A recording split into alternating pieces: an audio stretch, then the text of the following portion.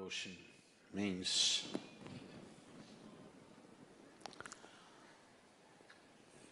a tool to demolish yourself.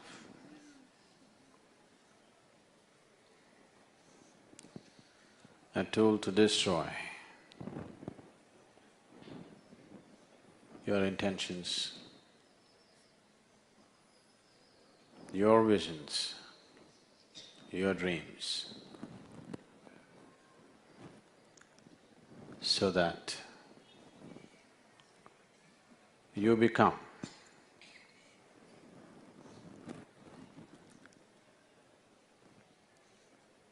not a tiny little creature,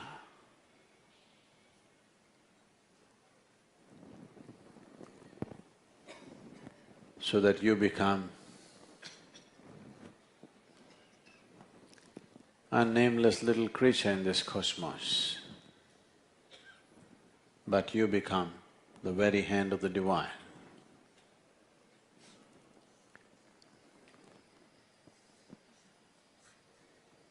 Devotion is not a deal that you make. Too much deal-making is happening in the name of devotion.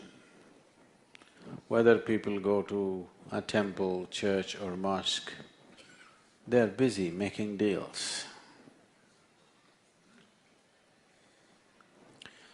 Deal makers and devotees are two different people. One belongs to the marketplace, another belongs to the Divine. They're two different worlds altogether.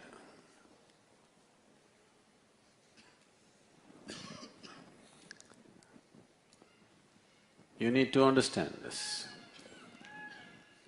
The moment you sit down to make a deal, it is the dharma of a deal that you should do your best to be smarter than the other. No? You don't want to make a dumb deal, you want… When you sit down to make a deal, you want to be smarter than the other. If you take this attitude with the Divine, you have lost before you start. You sit with the existence like this, you sit with your guru like this, you lost even before you started. You don't have to run the race, you anyway lost. You cannot win.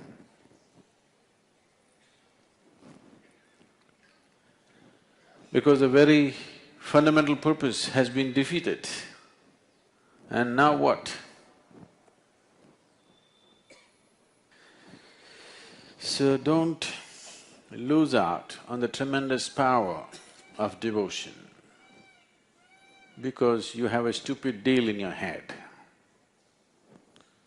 What can you ask? What kind of deal can you make with the creation and the Creator?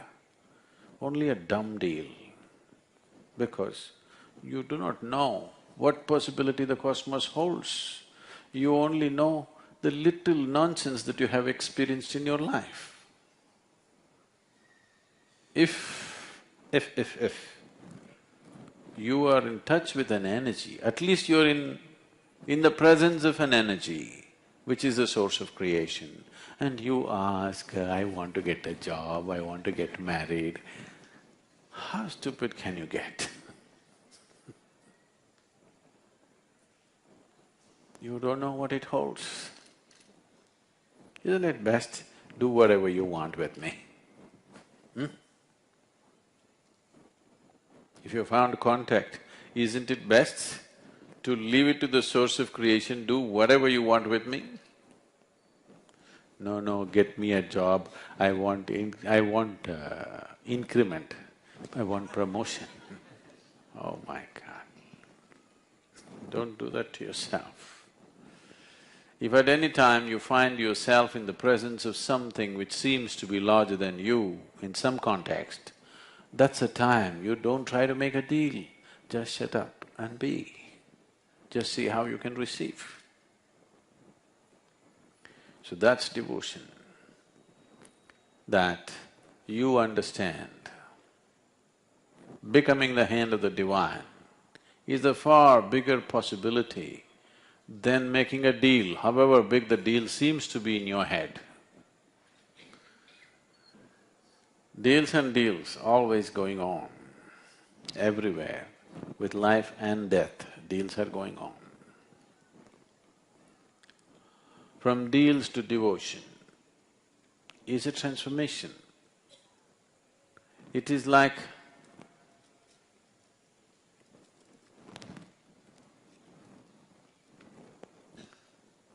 if I give you filth, will you give me something fragrant and wonderful? No. If I give you filth, you will want to give me more filth. But please see how the creation functions. If you give this tree filth, it'll give you flowers, isn't it? This is the way of the divine. If you really become a devotee, you become the hand of the divine, and that's how it will be. Whatever is thrown at you is nourishing. Whatever comes your way is wonderful for you because whatever comes, you know how to transform it into something beautiful. That's devotion. Deal means you want to get the flowers, you want to give the filth to somebody else. If you do that deal, after that, you will get excluded, isn't it? You will get excluded from any group of people, or ultimately you will get excluded from the way the creation is happening. When we say yoga, we are talking about a union. A union means that you don't exist here as a creature by yourself. You exist here as part of the divine. You exist here as part of the creation and the creator, that you become one with everything, that you are not one little crawly creature who goes around doing its own thing. But the whole idea, the juvenile idea of freedom is you want to do your own thing, isn't it? So this you need to understand.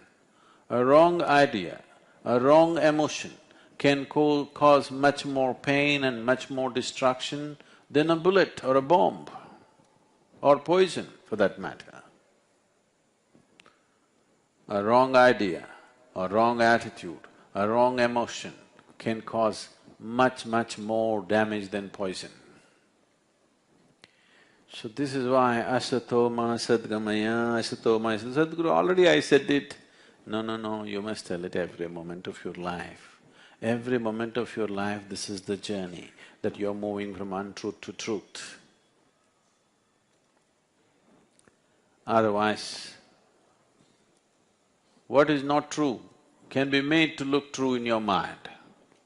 Once you make untruth into truth in your mind, then that untruth will poison the very way you exist.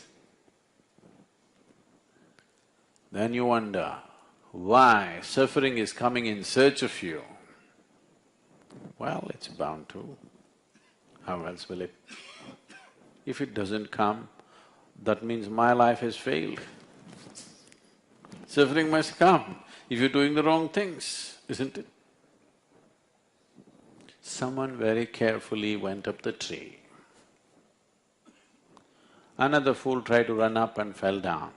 If nothing happens to him, the one who has the skill to climb up is a fool, isn't it? Yes or no? No? It is so, isn't it? One who has paid attention, one who has taken care to acquire the necessary skill to do something in a proper way, if him and a fool who has not paid any attention to anything happens the same way, then the man who paid attention to all these things is a fool, isn't it? So, I'm not really against suffering. It's my wish that you should not suffer. But if you're stupid and you want to do idiotic things to yourself, you must suffer, because only if suffering comes you will stop doing stupid things. Suppose, do you see, suppose you have a wound which is drying up, you want to… Huh? Pandringdani? Pandringdani? Huh?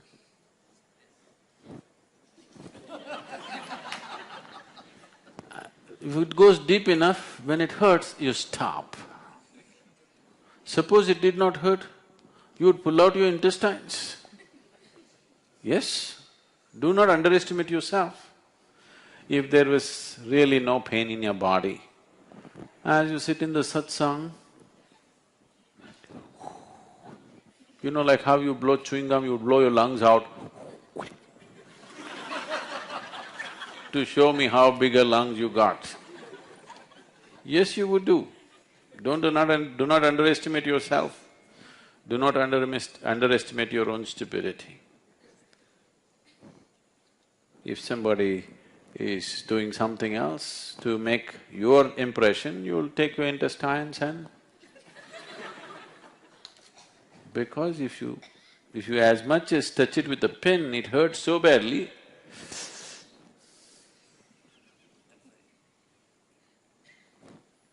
Wherever you do not know the pain, you do not know the pain of a tree, you do not know the pain of an animal, you do not know the pain of other things, all those things you're chopping, isn't it? Only this one you know, so you're preserving. So, it is fine, you're doing good. At least you know this much. It just has to expand, that's all. Now, because you know the pain of what this is, you're keeping this well.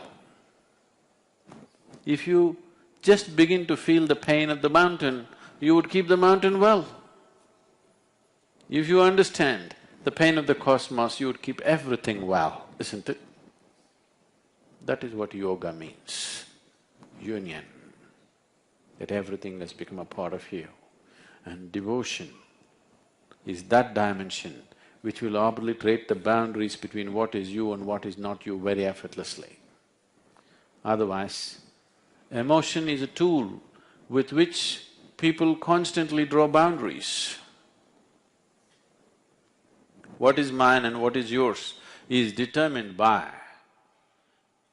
what kind of emotion you hold for this person and what kind of emotion you hold for this person, isn't it?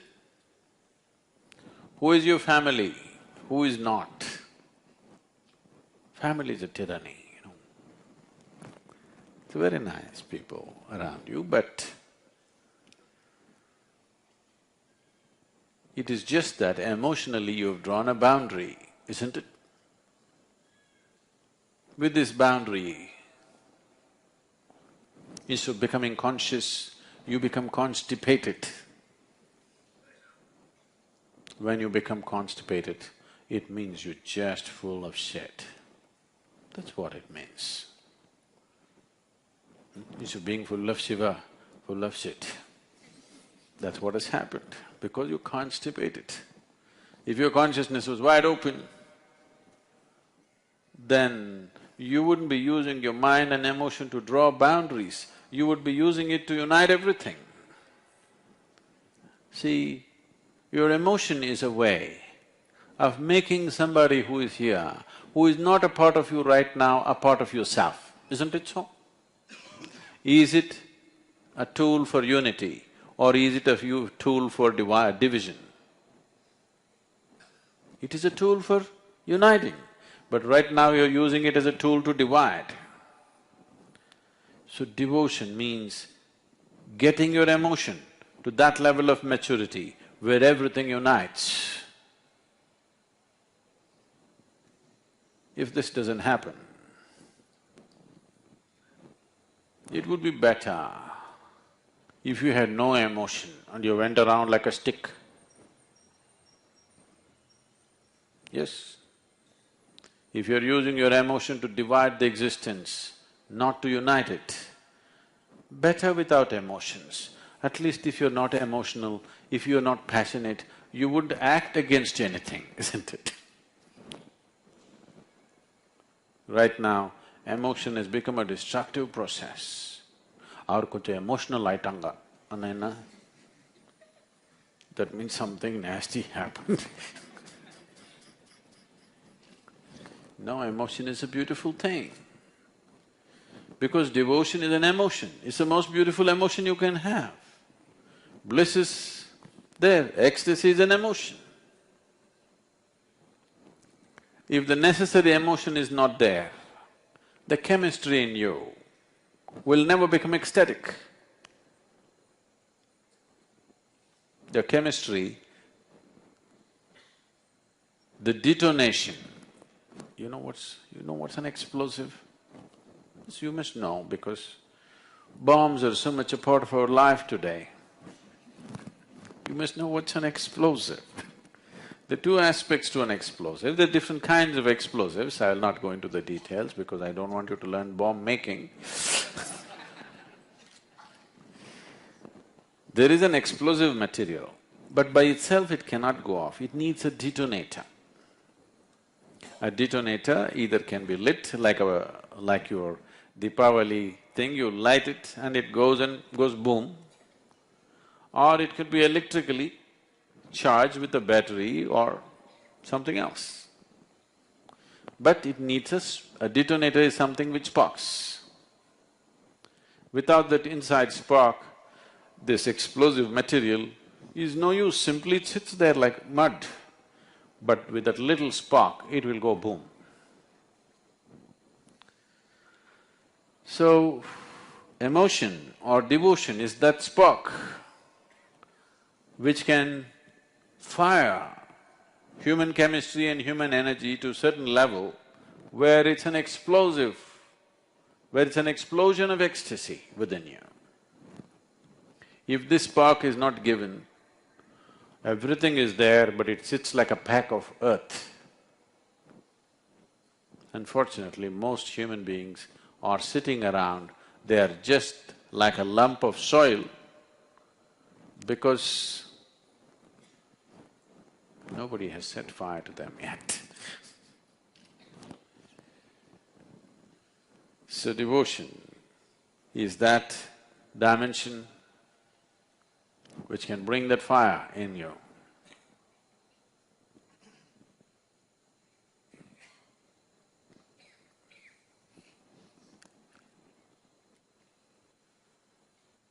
Where the very dimension of who you are can be dramatically altered within moments. Anything else you have to work at it. This is not like that.